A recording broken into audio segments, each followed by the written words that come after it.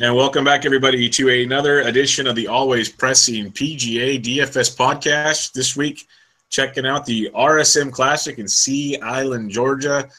Check out the podcast at Always Press DFS. I am one of the three hosts, Bubba, on Twitter at BDentric. Joined once again by Jesse. You can find him on Twitter at DFS Golf Gods. Jesse, how we doing? Doing well. Good. And our third compadre here, as always, find him on Twitter at BP Snow 11 bucks. How we doing? Doing great, man. I'll be doing a lot better if Kent State can start putting together some points tonight. Maction. Tuesday night Maction. Straight DJ. Love it. Well, it's so bad. Well, if we want to talk DJ, maybe next week we'll have our EuroLeague basketball podcast. But for now, we'll stick to. Oh God, no. We'll stick to PGA DFS. What did you guys think of last week's tournament? Anything really standing out to you much? Anybody? I thought it was a good tournament. I mean, it was fun to watch. I'm glad Ricky came out hot, which was cool to see. Personally, I only had 3 lineups. I had Luke List everywhere, which, I mean, that's a true boomer bust play there. But I also had Chesson Hadley, so him withdrawing in the third round was kind of the nail in the coffin. So surprisingly, I did have 1 4 for 6 lineup that literally bubbled. It came down to the last hole for me just to miss the cash and the pressure putt. So fun, real fun. What about you, Jesse? Yeah, I did a 20 entry max, had 90%. Stewie sink. So when he missed the cut, I pretty much gave up caring about the golf tournament. But pretty interesting that Pat Kazire kind of, I mean, in my opinion, comes out of nowhere and wins there was rather confusing. And in hindsight, Ricky was actually a really good play. Not many people were actually on him. He wasn't as high on as I thought he would be. Yeah. Yeah, I mean that's the thing that makes golf great though is any week anybody's in play, which is awesome. I mean, you can look at stats all day, course history all day, tournament history all day, but at the end of the day, golf is golf, and whoever has the hot hand that week is gonna win. Yep. Like putts. That's what makes PGA DFS so fun. It's like you can get so close to the right direction, but my God, that's why that sweat is so great. That's why gut feelings in PGA is way more legit than any other sport. Yeah, I agree. No doubt about it. With that being said, you want to talk about guys that haven't done, or the sneak up out of nowhere? Last year's champion, Mackenzie Hughes, snuck up out of nowhere. Jesse, give us some past event history. Yeah, pretty interesting. Mackenzie Hughes wins last year in a 5-way playoff. I was reading earlier today, he made an 18-footer on the second playoff hole, and everybody else, the other 3 guys who had made the second playoff hole, missed putts inside of 10 feet. And so he was your champion last year, minus 17. Kevin Kisner, the year before that, shot 64-64 on the weekend to win by 6 shots over Kevin Chappell, minus 22. And then before that, Robert Streb and Chris Kirk, both at minus 14. But this is usually a pretty tight golf tournament as far as the winner. The biggest win was by Kisner, 6 strokes. Other than that, it's either been playoff or a 1-shot win. So it should come down to Sunday, according to history, if things go according to history. According to history. I love that. Bucks, what do you have on the course preview? So this course is, I mean, I'm sure everybody that is listening to this podcast has some sort of idea what Sea Island is. But the course is awesome. It's a really great design. It's only 7,000 yards, par 70. So it really makes you think off the tee. I mean, if you look at – I've played there once, and from a visual standpoint off the tee, it's tough, man. I mean, there's fairway bunkers everywhere. There's 40 fairway bunkers out there. There's water that comes into play on 12 of the tee shots. Almost every tee shot on the front 9, you have to contend with water and fairway bunkers. And then on the back nine, you have a ton of these, not only fairway bunkers, but sand dunes and kind of areas where you can get into some unplayable situations. And so it's a really fun course. Like I said, it's only 7,000 yards, so you don't have to bomb it everywhere. In fact, you can't bomb it everywhere. It's not one of those courses where the fairway bunkers are like 295 out and you can take it over them and be fine. They're positioned really well. So I think not only do you have it brings the field much closer together. So a lot of the guys that are long off the tee are going to hit hybrids and more so driving irons probably and fairway woods, that kind of thing. And then you have guys like Sink and Zach Johnson and Webb who will still hit driver a lot of places. So once you get off the tee, though, it really comes down to approach. I mean, the greens are generous, fairly undulating. They can get rolling really quick, and then there's a ton of bunkers around the greens. So you have to be a fairly good sand player. There's a lot of false fronts and runoffs, and so you have to be pretty handy around the greens to have a chance. I mean, I think Jesse mentioned the winning score on average is around 16 under, so you have to keep the ball in play. You got to minimize the big numbers to really have a chance here. The first 2 rounds are going to play 2 courses. Is there any philosophy on, like, I don't know, picking one course day 1 over day 2 or weather-wise? Anybody see anything on that yet?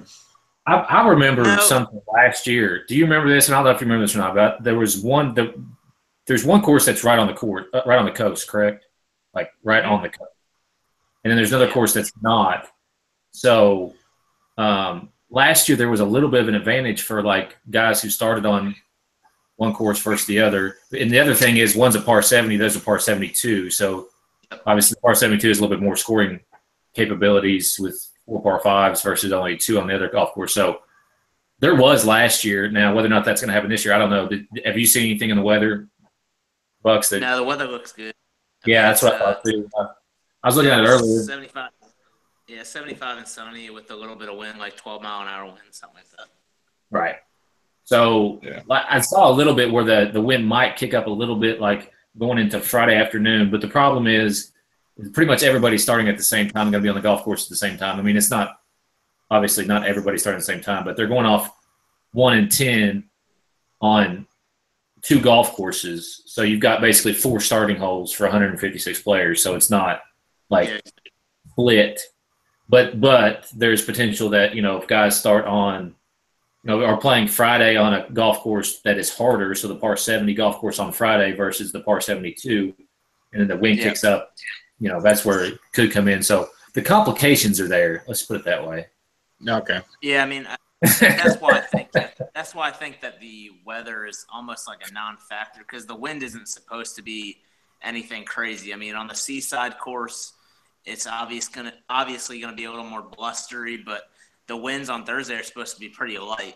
And then you have the plantation course that is going to be a little more protected, that kind of thing. But again, I would say it's a bigger advantage if it was supposed to be super windy, but it's really not. Yeah. Okay. That's why I asked. So you said precision is key here. So we're looking at more accuracy than anything, guys. What are we looking at here, Jesse? I mean, I'm going a lot, again, heavy, like I typically do, greens and regulation. Also, back to driving distance a little bit this week, too. There's a lot of course history, so I'm factoring that in quite a bit. And then I also want putters, guys who are putting the ball well, which is obviously, can be misleading at times, but also birdie or better, going back to the birdie score, because you do have to go low here. So guys need guys who can go low. So what about you, Bucks? Yeah, I mean, like I said, I think both courses you have to keep it in play. I think it's obviously a little more penal on the seaside with a lot of that water coming into play, and that's why I focus on that course. But I think that because you're hitting less than driver a lot of places on seaside, it brings everybody into play kind of. But you really need to focus on less off the tee. Yes, you want guys that are going to keep it in play, but the longer hitters who typically spray are going to be hitting driving iron, hitting fairway wood, hitting hybrid, whatever. Where we really need to focus is on the guys that excel hitting approach shots from 150, 175 yards, that kind of thing. Guys who excel getting up and down around the greens, who excel from bunker play, that kind of thing. So for me, I'm looking at I obviously look at strokes gained off the tee, accuracy, that kind of thing, but I'm really focusing on strokes gained approach around the green, and then additionally some putting as well. So. All right. Let's get into the DraftKings picks. Got 4 guys in the 5 digits: Kisner, Cooch, Harmon, and Hadley, and you're going to hear it all week long. There's the Sea Island Mafia. I don't know if one of you guys really care to explain it or not, but Kiz is one of the leading members. So, Jesse, who do you like in the top 4 here? Yeah, I mean,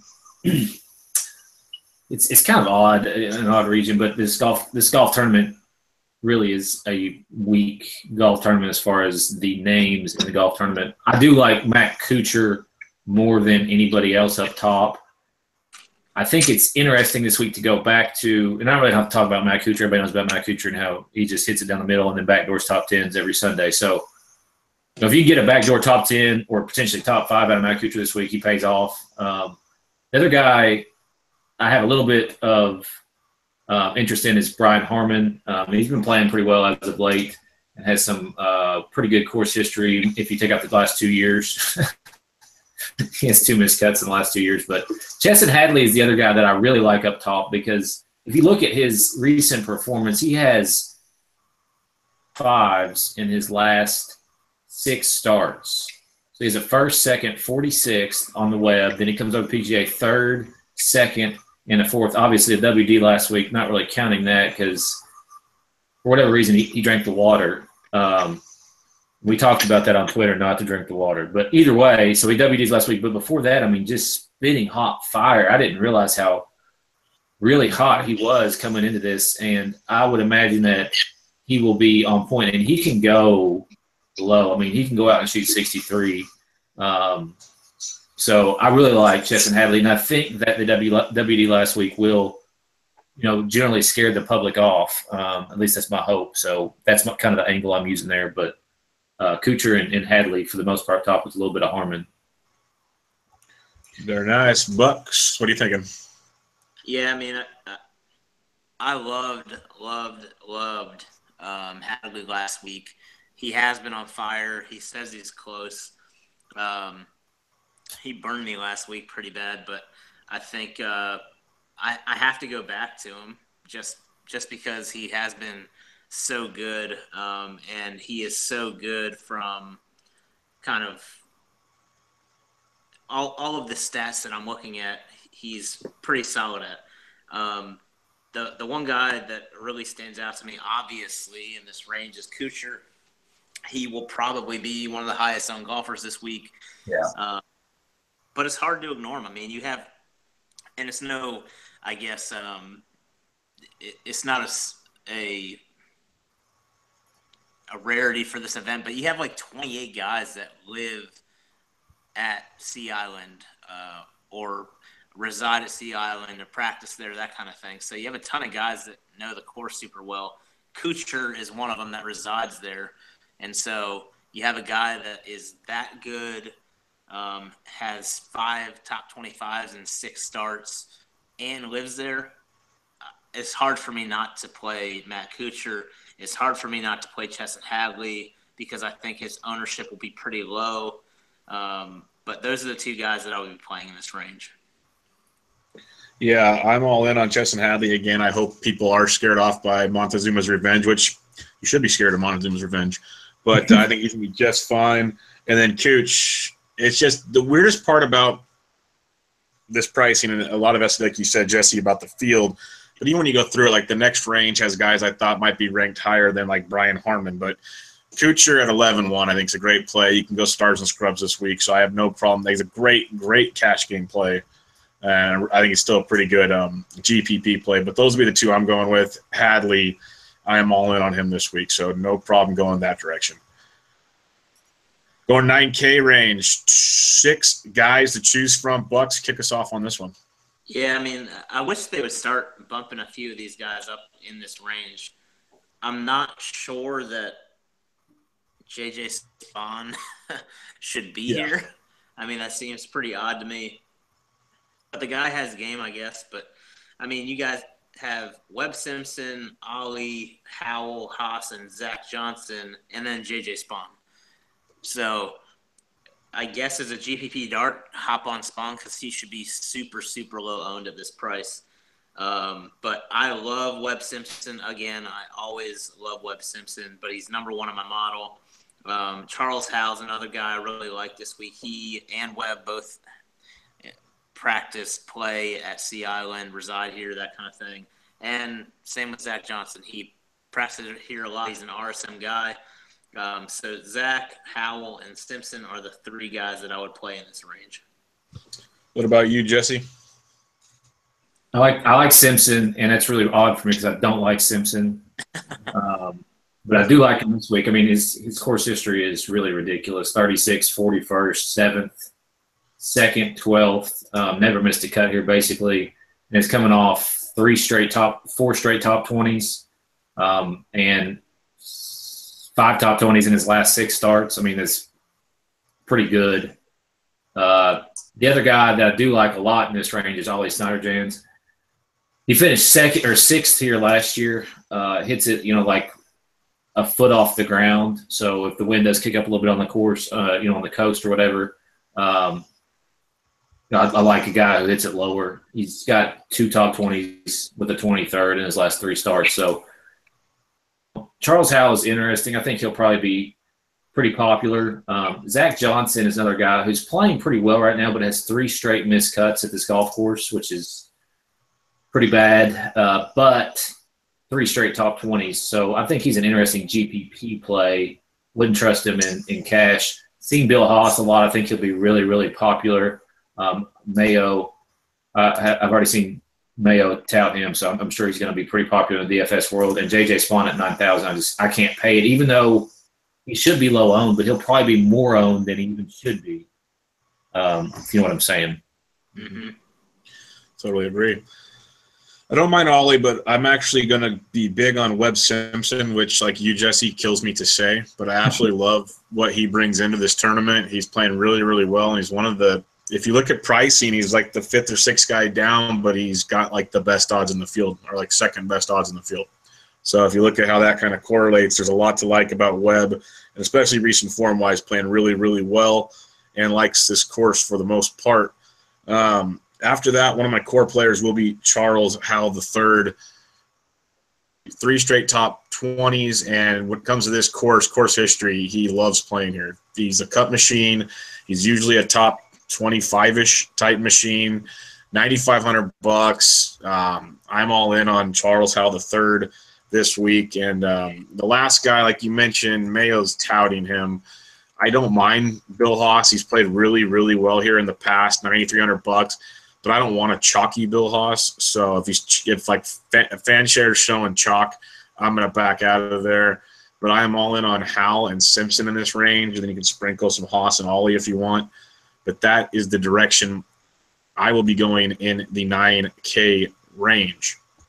Fanshare probably needs to do like a Mayo factor tag, which is worth like 100 tags per guy. Yeah, that's fair. That's very fair. Because I think Bill Haas will be pretty popular. I've already seen his name a couple times, and but he was playing. He's not bad, and his course history is really good.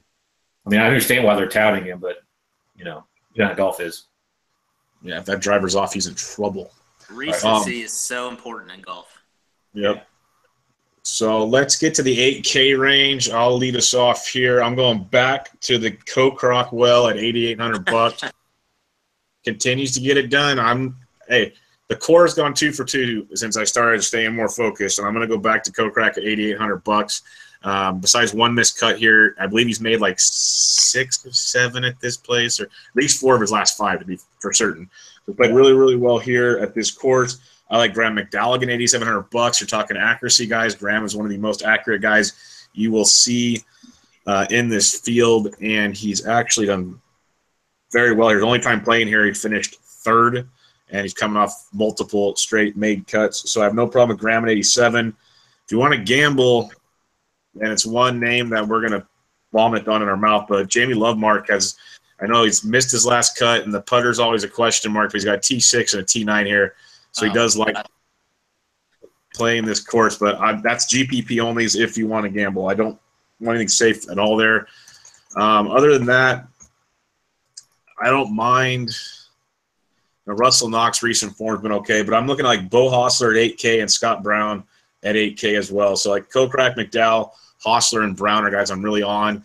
Hostler coming off of 5 straight made cuts, but it's his first time at this field. And you got Brown coming off a T6. He had a T63 and a T5 prior to that, and a T23. He's made 5 straight cuts. And his last time, he didn't play here last year, but he's got T18, a miscut, T4, T20. So he's had really good history at this course. For $8,000, you can do many worse things in this field. So I'm looking at Kokrak, McDowell, Hostler, and Brown in this 8K range. And it'll be a lot of staples here to go with my core. Jesse, what are you looking at in the 8Ks? Yeah, I mean, I'm not a huge fan of this region. I do like Kokrak a lot. I'm with you on that. You harped on everything that I would have said there, so I will just go ×2 on what you said. Couple interesting guys for GPPs. Brant Snedeker coming off an injury, hasn't played since June. So he should be very low owned because people should be wary of the fact that he might WD again. I don't know what his status is, but I'm assuming in 5 months he's been healed up. And for $8,600, you get a guy like Brant Snedeker in this field. My opinion, pretty good for GPPs. I would go lightly on him. You know, if you're playing 20 lineups, maybe 1 or 2, just kind of sprinkle them in. Bud Colley's other guy has terrible course history here.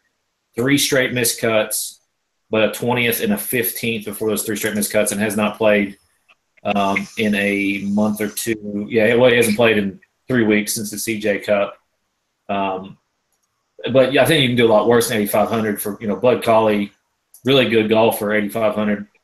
I like it. One of the listener questions we got was about Jamie Lovemark, and it was on a scale of 1 to 10. How much do you trust Jamie Lovemark? I would give him, man, you ever watch his shot tracker and tilt his putting, you can't go above 2. I don't remember when it was. When was it? A couple weeks ago or a couple months ago when we were all on him and we just watched shot tracker. It was the PGA Championship. It was tilting. It was tilting as a kid. It was at Quail Hollow. It was awful. So, I mean, he does have good course history. He's got, like you said, Bubba, 6 and a 9. GPP, maybe another little sprinkle there. One guy who is interesting is William McGirt. Oh, I can't touch 3 or 4 made cuts here. And a 10th place 2 weeks ago, at the Shriners, 10th place. So maybe another GPP option. And I saw something interesting on Bubba Watson. He's 60-1 in this field to win this. And his Masters future odds were 50-1. Wow. Pretty weird. We got him at 66 right here, 66-1. Yep. And that somebody had said that his future at the Masters was 50. So, that's pretty crazy to me. Yep. What do you got here, Bucks? Yeah, this is a range that I really like. I really like Kokrak and McDowell this week, like you said. In GPPs, I love Brant Snedeker. I mean, there's no way that he risks coming back without knowing that he's 100% healthy. And he used to live here. He played here at some tournaments at Vanderbilt. So he knows the course. And so for a GPP flyer, I mean, Brant Snedeker, $8,600 could be really, really good value. I mean, at the very least, he's good around the greens. That's all he's been doing for the last month and a half, 2 months, when he couldn't swing in full. So I like Brant Snedeker a lot. Jamie Lovemark is 4th on my model, and I have to ignore it. Like he's like this. I was waiting to see where this is going. He's like he's like my Jay Cutler. Like, I have to fade him. Like, it's brutal. And I want to play him, and I stare at his name real hard, and then I look at, like, McDowell, Snedeker. I love Scott Brown this week, so I have to fade Love Mark. Last guy in this range that I really, really, really, really like is Scott Brown. I think this course suits his game. I think he is solid off the tee. He's been really, really strong the last few weeks. And so I think this is a week that you could see him kind of break through. Yeah, I think that's a heck of a value. That's why, like I said earlier, the pricing's weird. Like a Brown, we've been getting into the sixes, Spawn's high, but then, Simpson we've been paying 11 something for, and he's 98. So that's all over the board this week. But I agree, Brown is outstanding, I think, at $8,000. I just hope he's not chalk, because I know we're not the only ones thinking that, but maybe we'll get lucky. And I don't see him being chalk. I mean, I just can't see him at 8,000 being higher owned than with guys above him. I mean, there's a lot of names above him, and there's several down below him. I think I would say less than 5%. That'd be good with me. All right, Jesse, why don't you kick us off in your favorite field that literally does have like 75 golfers this week, the $7,000 range? Yeah.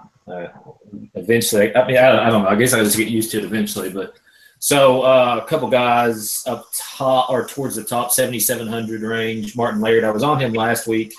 Missed the cut for me. Great, wonderful. He was top of the model last week, and then now he's still pretty high. So I will go back this week and hope that I can get him at less ownership. I will go back to Stuart Sink as well this week. 10th here last year. Missed 2 cuts in 6 years. Both of those were more than 3 years ago. And prior to the missed cut last week, which was right on the number, playing very solid golf. So I hope that people were burned last week and we can go back to him at much less ownership this week than what he was last week, because he was pretty chalky last week. Moving on down, Kevin Streelman. He's kind of the staple, just a steady guy, makes cuts every now and again, gets you, top 10, top 20. So at 7,500, I like him a lot this week. Danny Lee. I don't know what to do about him. Danny Lee. He's high up on my model, right? So I'm just kind of confused as to what his status is. Obviously, he played last week. He finished 25th. Played the CJ Cup, 71st, and the CIMB Classic, which was he finished 7th. So he's got 3 straight starts with no WDs after 5 straight missed cuts, which is pretty rude. 4 straight missed cuts. So I like Danny Lee, 7,400. I just have a feeling about him, kind of a gut deal that he's going to play really well this week. Obviously, could be totally wrong, but I do like Danny Lee. Moving on down, Austin Cook, I'm going back to. Been playing very, very solid golf on tour this year. I love him at that price. It's actually less than last week. I think he was 8,100 last week. This week he's 73, which is wonderful, wonderful, wonderful. I might have 100% if I do the 20 lineup deal again. Like him a lot. And then Taylor Gooch is another guy who I might sprinkle a little bit of.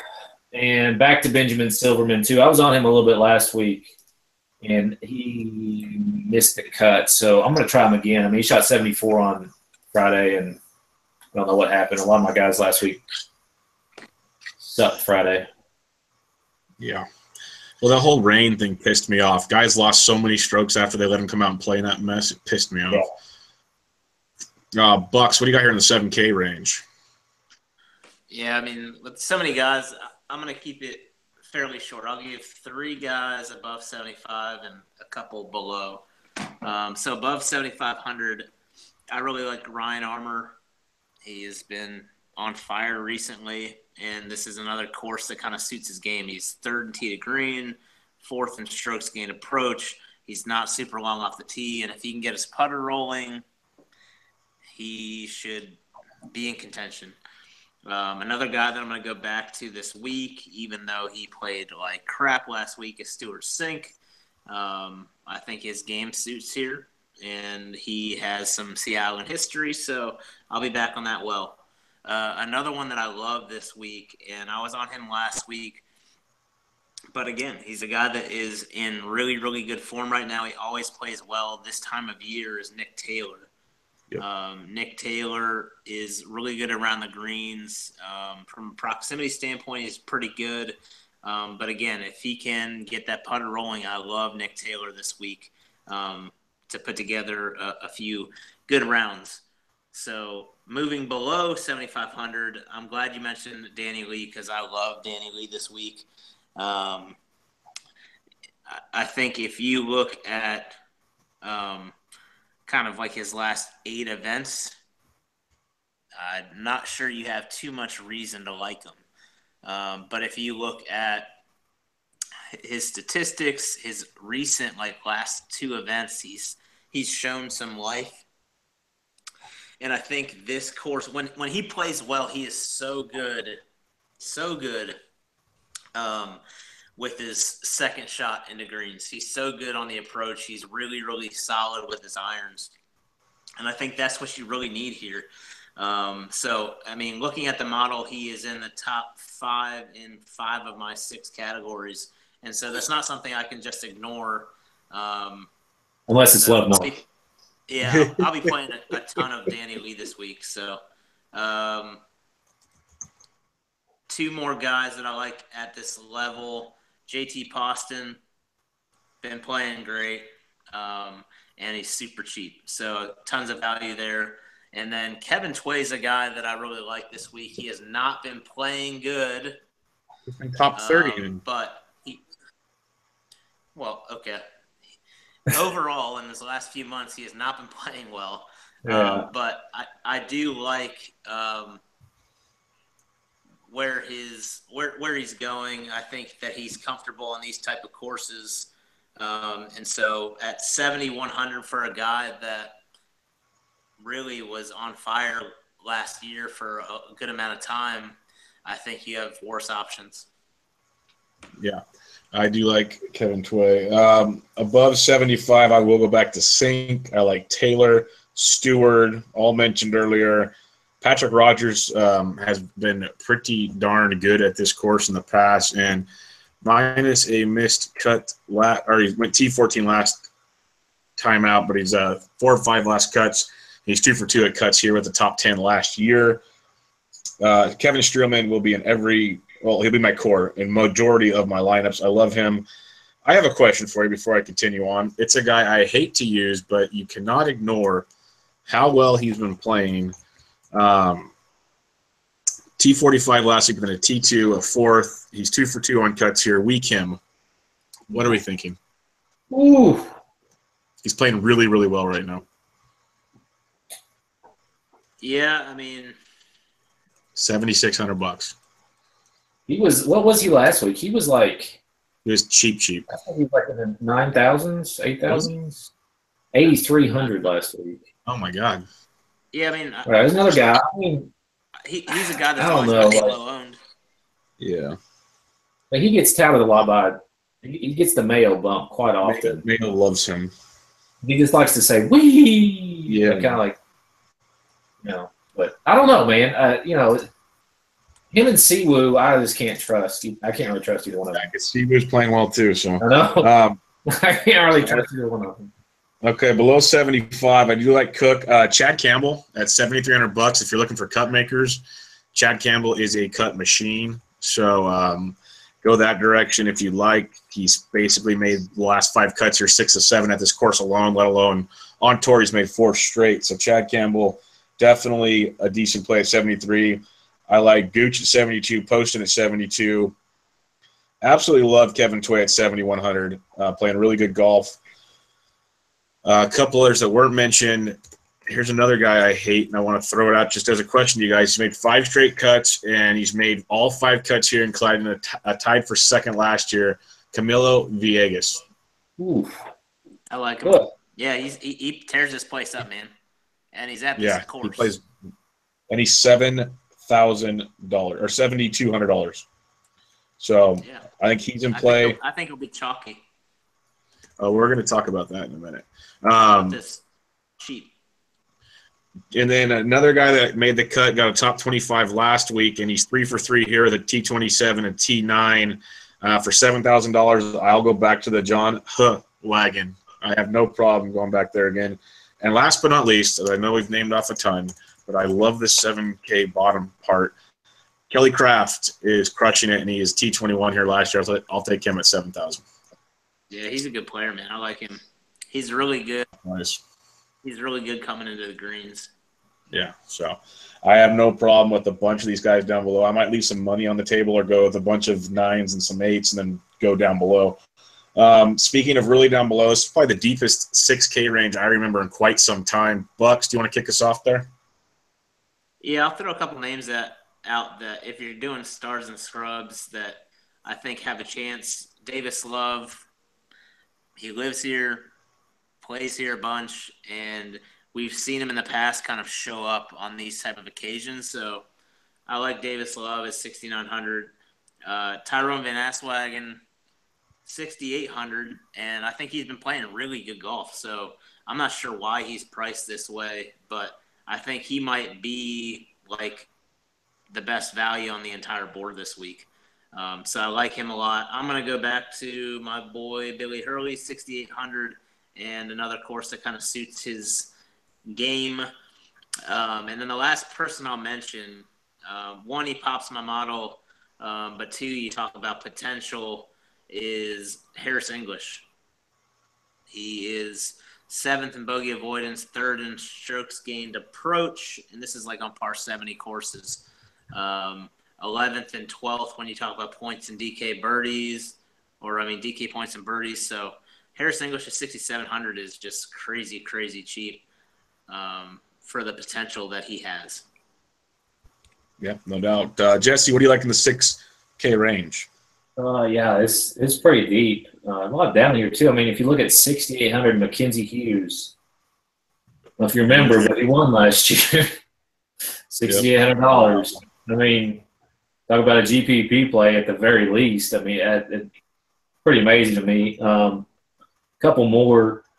For some reason, Cameron Percy was kind of high up on my model. He's got okay course history. He's got 3 straight made cuts here. Not a whole lot of recent play. He didn't make the cut to Sanderson's Farm 2 weeks ago. I like him at 6,800. 6,700, a guy named Josh Teeter. He's a web.com guy mostly. Does not have his PGA Tour card, but is from the South. He's actually from my alma mater. And the golf course that I play at, I think it still has a reserved parking space that he never parks in. But either way, it's for him. So he played golf locally. So I know the guy. He's a grinder. If you're going to play any of these guys, for me, they're like 1 or 2 lineup type of guys. I'm not dipping down here a whole lot. I don't love anybody down here. Another guy, Henrik Norlander, in his 2nd year last year, has been playing the web.com as well, but a couple top 10s and 3 starts on the web. So keep an eye out for him, and that is all I have. Yeah, like you said, I'm not going to go down here a ton, but I don't mind Van Aswagen again. As long as he's cheap, he's always in play for me. Percy and Herman have good course history here. Streb, defending champion at one point in time. He's played well here. My boy Flores is down here. He got screwed by that rain. He went 3 over on the last 2 holes once he came back on the course. Like, pissed me off. Norlander I like. And then Stegmeyer and Connors, both at 6,500, have played well of late. And Stegmeyer at this course. So, don't mind anything there, but I'm going to really try to stay out of there as much as I humanly possibly can. Maybe just some Van Aswagen. I can't quit Flores, but that's about it. All right, I want to mention one thing before we get into our last plays. I went to FanShare real quick. Lovemark's 3rd. Scott Brown is tied for 5th with Siwoo Kim. Wow. I'm fine with Brown, but good. I hope Lovemark's 100% owned. I figured you'd appreciate that. You mean 99.9% because you don't have him. The 4th guy, though, at $7,200 is JT Poston. That surprised me. I'm not getting on Poston. But all right, let's do our last little bits here. Start, Jesse. What are your punts this week? I'll go Josh Teeter and Norlander as the 2 punts. What about you, Bucks? Punts for me would have to be Van Aswagen and Harris English. Mine are Van Aswagen and Martin Flores. Jesse, what is your bust? I'll go with Bill Haas. That's what I'll say is the bust. What about you, Bucks? Harmon. Mine is Kisner. Mm. Jesse, what is your core? The core will be Cooch, Cook, and Kokrak. Nice. Or What about you, Jesse? I like Hadley a lot too. Hadley or Cooch. What about you, Bucks? Yeah, the core for me is going to be Webb Simpson, going to be Scott Brown, and Danny Lee. I don't hate it at all. Like, there's a lot I like there. My core is going to be Howell, Kokrak, and Streelman.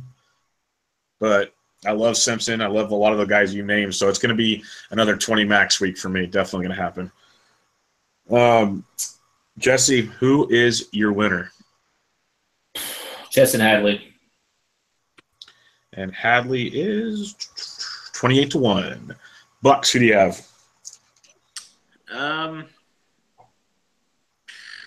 Yeah, there's a couple guys that I really like this week. I would say outside of Webb Simpson, because I hate giving like a chalky play, I really like Nick Taylor this week, who I think is 60-1 or something like that. He is 100-1. 100-1, and you can buy. Yeah, you can buy that. Yeah. Yeah, sure. Hell yeah. Sprinkle you a little $10 on that. Try to turn it to $1,000. Yeah, that's not a bad one. There's a lot of good ones, like 70s and above. I'm going Kokrak at 45-1. Give me 1,000. I also like Howell. Yeah, Howell's 20-1 also. I like Kokrak quite a bit. Well, there you have it, gentlemen. In the books, RSM Classic. Question. Oh, that's listeners' questions. My bad. What do we have?